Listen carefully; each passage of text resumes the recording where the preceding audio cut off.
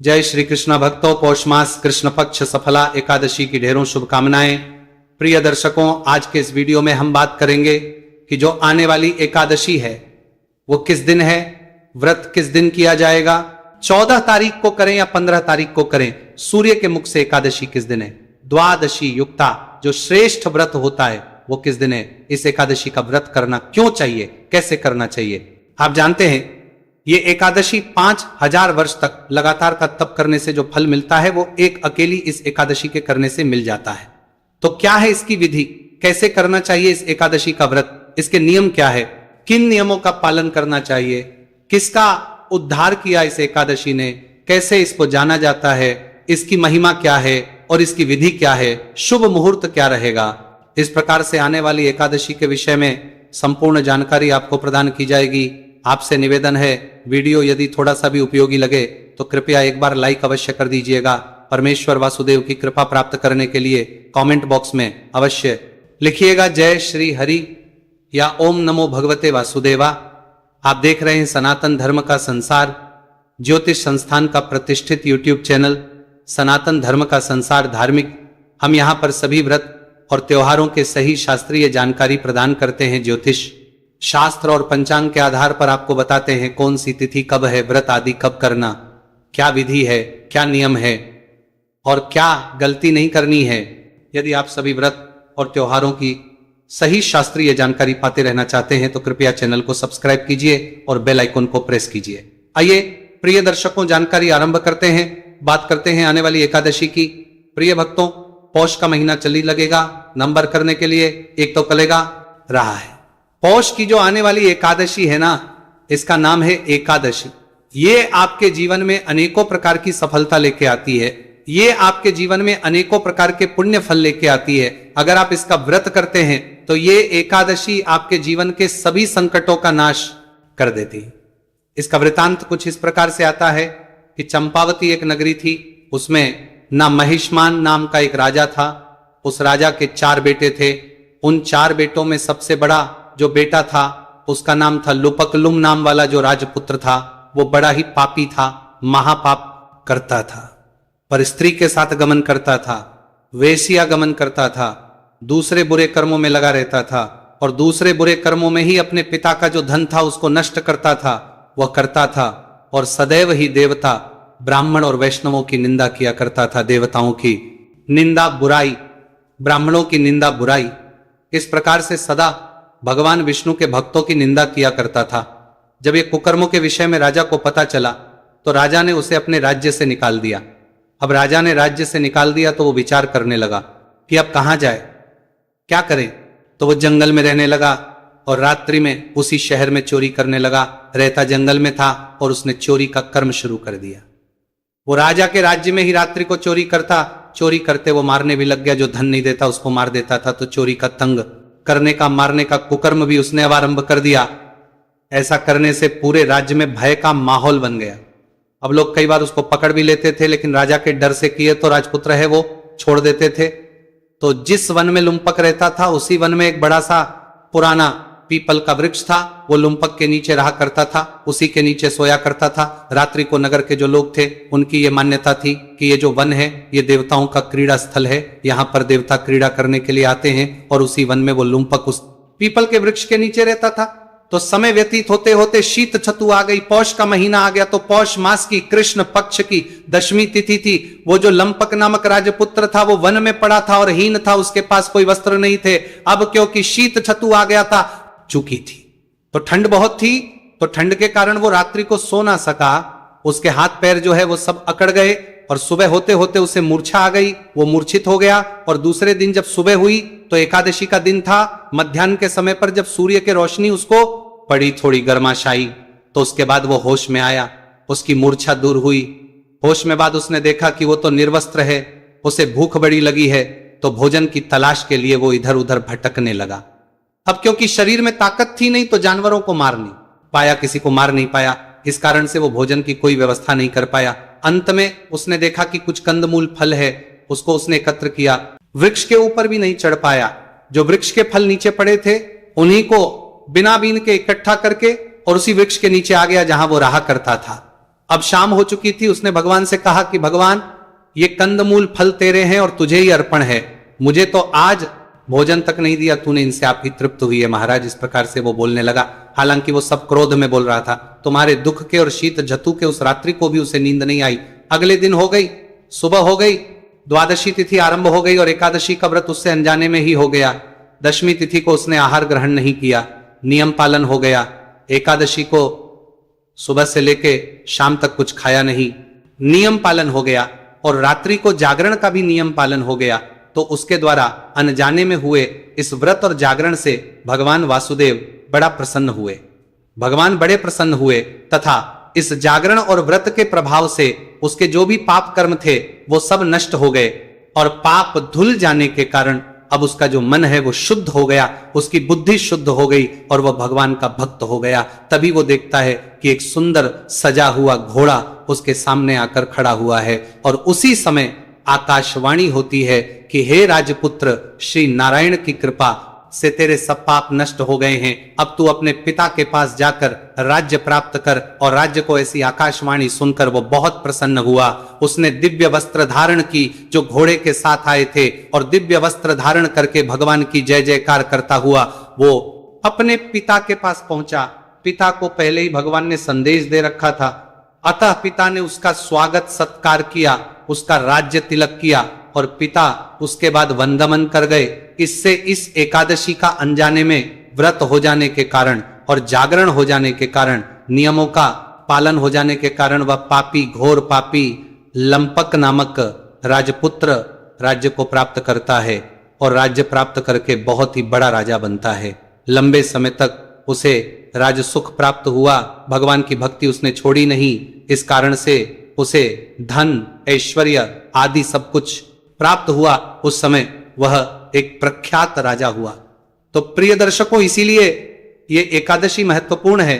भगवान कृष्ण कहते हैं कि जो इस एकादशी का व्रत करता है उसके सभी पाप नष्ट हो जाते हैं और उसे सुख, संपत्ति, धन सब कुछ जीवन में प्राप्त होता है और अंत समय आने पर वह भगवान के धाम को प्राप्त करता है। यह महिमा है इस आने वाली एकादशी की सफला। एकादशी की कहते हैं कि इस एकादशी का व्रत 5000 वर्ष तक तप करने से जो फल मिलता है उतना फल ये एकादशी का व्रत देता हूं। तो इसीलिए इस एकादशी का व्रत आपको अवश्य ही करना चाहिए। यह भगवान विष्णु को प्रिय एकादशी है। भगवान कहते हैं कि मैं बड़े से बड़े दान से प्रसन्न नहीं होता जितना मैं एकादशी के व्रत से होता हूं। तो अब बात करते हैं कि इस एकादशी का व्रत आपने करना कैसे है, क्या नियम है पूजा की, विधि क्या रहेगी, फिर आपको बताएंगे कि ये एकादशी है कब और व्रत करना कब है। दर्शकों, एकादशी के जो व्रत के नियम है ना, वो दशमी तिथि से ही आरंभ हो जाते हैं। व्रत के एक दिन पहले ही आपने कुछ वस्तुओं का त्याग करना होता है। उनमें प्रमुख रूप से है तामसिक वस्तुओं का त्याग।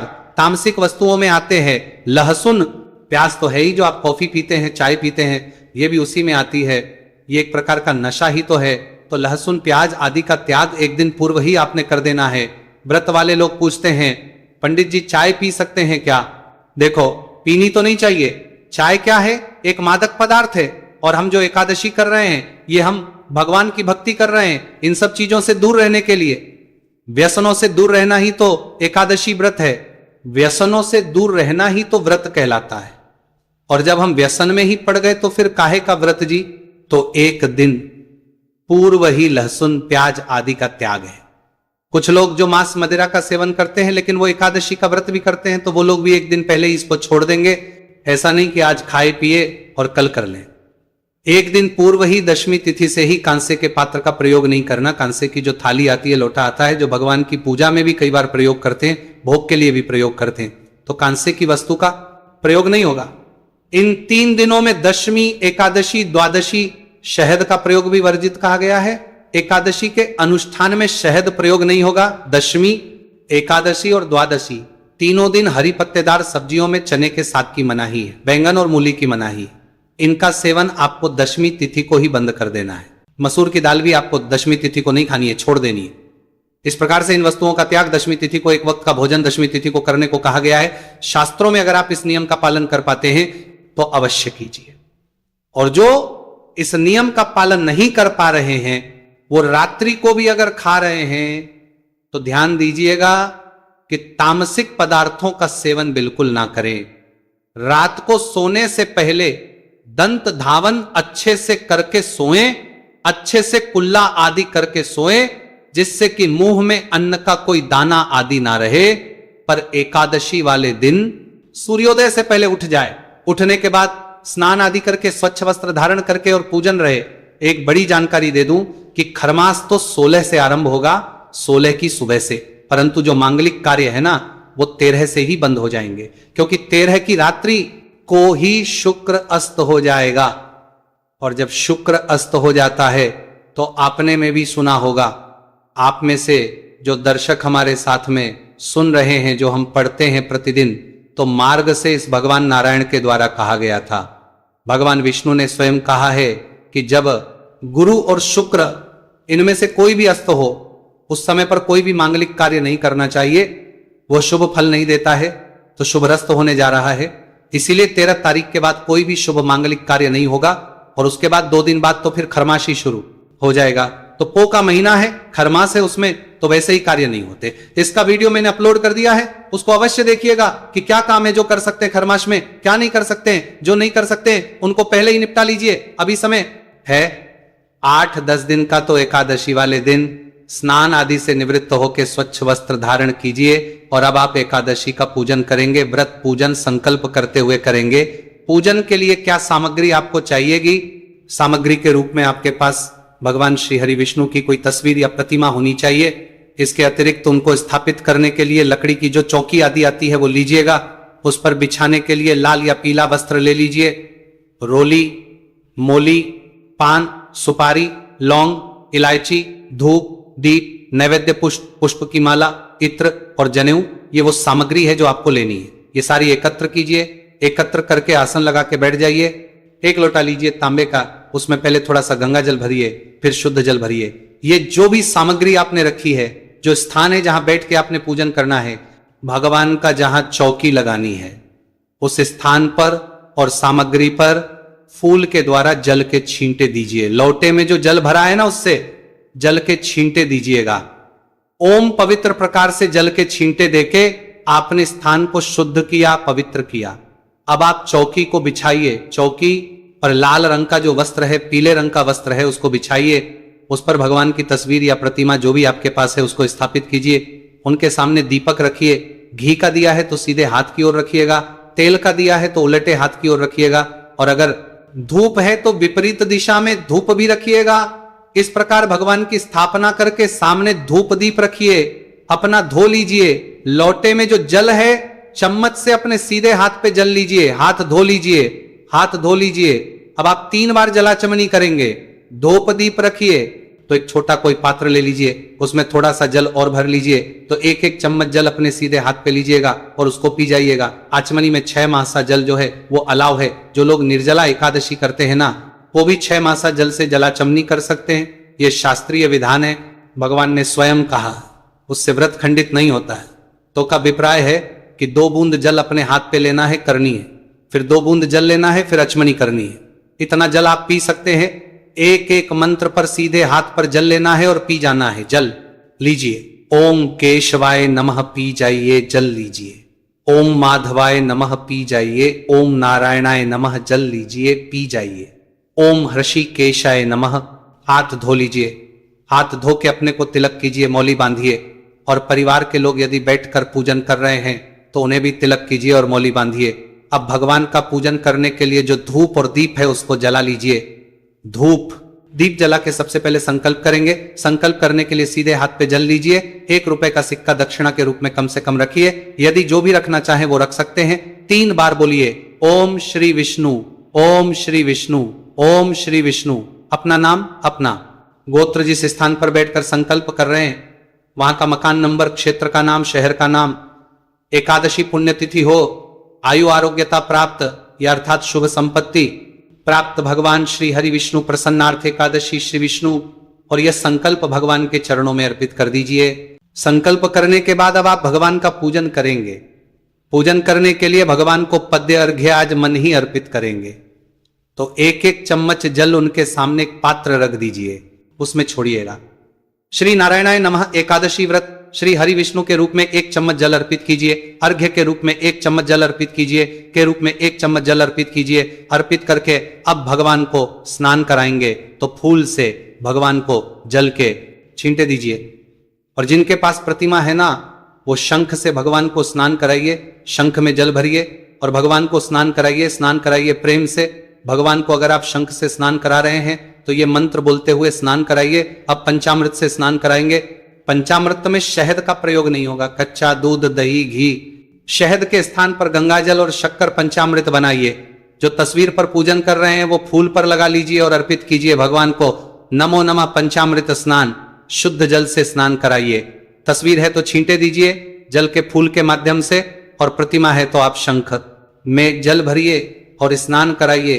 ओम नारायण नमः, शिव नारायण नमः, शिव नारायणाय नमो नमः। स्नान शुद्ध शुद्ध जल समर्पित कीजिए। स्नान कराने के भगवान को वस्त्र अर्पित करेंगे। वस्त्र के रूप में मौली का टुकड़ा तोड़िए और वह अर्पित कीजिए। जनेऊ लीजिए, जनेऊ पर का तिलक कर लीजिए, जनेऊ अर्पित कर दीजिए। जनेऊ अर्पित करने के बाद भगवान को तिलक करेंगे, तिलक करेंगे भगवान को। तिलक करके इत्र अर्पित करेंगे। इत्र को फूल पर लगा लीजिए और भगवान को अर्पित कर दीजिए। इत्र अर्पित के फूलों की माला है तो माला पहनाइए, अन्यथा पुष्प अर्पित कीजिए। फिर धूप दिखाइए, दीप दिखाइए और नैवेद्य अर्पित कीजिए। नैवेद्य के रूप में फल हो तो फल अर्पित कीजिए। मिठाई है तो मिठाई, अन्यथा मिश्री या बताश्य अर्पित कर दीजिएगा। और फिर जल आचमनी के रूप में 1 चम्मच जल भगवान को अर्पित कर दीजिएगा। तांबुलम पुंगी फलम, अब तांबुल अर्पित करेंगे। तांबुल क्या होगा कि पान का पत्ता लीजिए, उस पे 2 लौंग, 2 इलायची और 1 सुपारी रखिए। वो को बीड़ा बना के अर्पित कीजिए, या मीठा पान आप बना बनाया ला के वो भी अर्पित कर सकते हैं। जो भी दक्षिणा आप अर्पित करना चाहें भगवान को, वो दक्षिणा अर्पित कीजिए। हाथ जोड़कर भगवान को नमस्कार कीजिए, प्रभु आप हमारी ये पूजा स्वीकार करें। हम आज एकादशी व्रत कर रहे हैं, उसके निमित्त ये पूजन हमने किया है। अब बैठ के आप एकादशी की कथा सुनिए। कथा आपको हमारे ही चैनल पर सुनाई जाएगी। कथा सुनेंगे, कथा सुनने के साथ ही विष्णु शास्त्र नाम का पाठ सुनना चाहिए। वो भी हम आपको उसी वीडियो में अपलोड करते हैं, जिससे कि आपको यहां वहां ढूंढना ही ना पड़े। तो कथा और विष्णु शास्त्र नाम दोनों आपको एक ही वीडियो में मिल जाएंगे। उनका श्रवण कीजिए, फिर आरती कीजिए। आरती भी हम आपको उसी में रिकॉर्ड करके देते हैं, तो आरती कीजिएगा। आरती करने के बाद नियम अनुसार दिन को व्यतीत कीजिएगा। कथा के बाद यदि आप कोई कथा के लिए तो दक्षिण आदि अर्पित करना चाहते हैं तो स्क्रीन पर नंबर आएगा, उस पर आप भेज सकते हैं। या ब्राह्मण को यहां अपने घर पे बुलाए हैं कथा करने के लिए, तो उनको दान दक्षिणा आदि लेके विदा कीजिए और नियमों के अनुसार दिन व्यतीत कीजिए। नियम क्या है कि ब्रह्मचर्य का पालन करना है।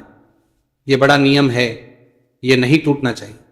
किसी के प्रति वैरभाव नहीं, अपशब्दों का प्रयोग नहीं, किसी का अहित नहीं करना, किसी पे क्रोध नहीं करना, किसी का नुकसान नहीं करना।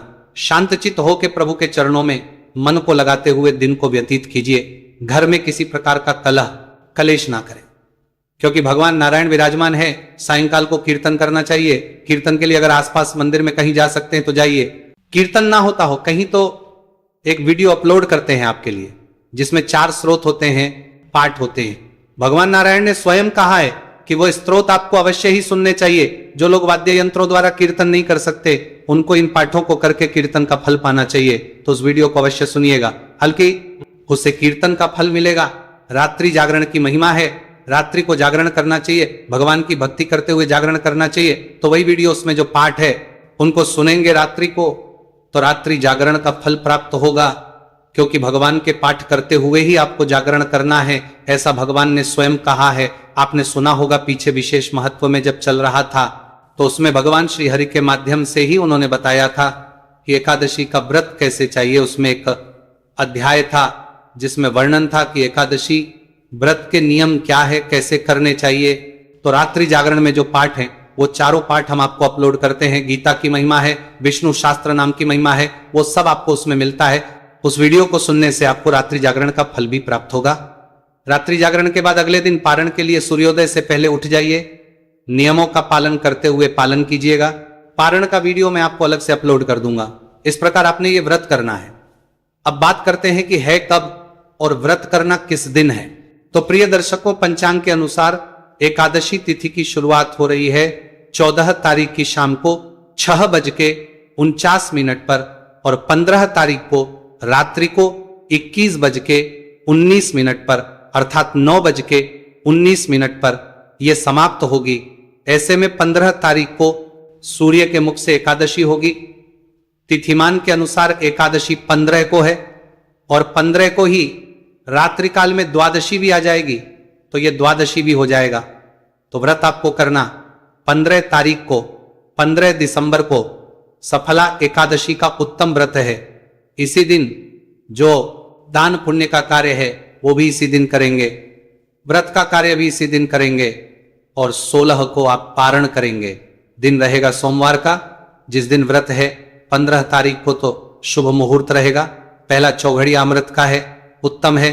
तो 7:09 से और 8:39 तक का जो समय है ये उत्तम समय है।